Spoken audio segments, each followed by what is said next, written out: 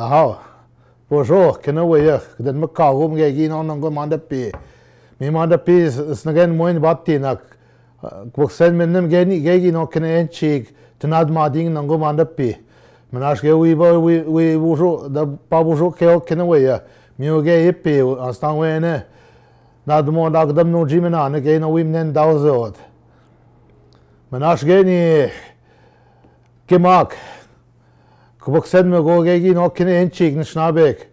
We ben ani boik pi maskang, ni maskame go wiba. Mabe wapschkiet oder chubi coming adwa nem dabet. Nimna bzenegan jab bedem gatode. Shibi gade wajam madzing. Kai manda wek manda eshtig atwandak. Kin men ik da shibi ana wajam madzing.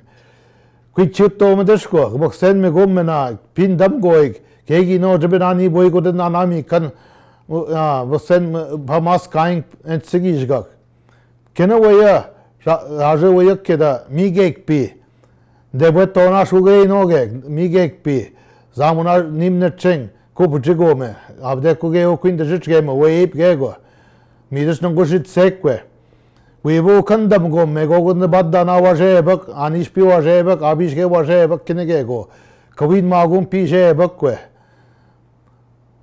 Manash ko nek es nije gegi no pane wan kede muinat ipanat mageg asna gegi no kwesma na ode ni gan zeden baik jemi go gegi no de japana ni boig gatten janun dau zinge janun dau going kbakana ge mi ni estegeng aptis kum bangi shen zemen ngo mego mi enjek bosen mang mande ki yang nang gusenda mi gwetches de ke de makko nem ge ni kene en chig manda pi mi gwetch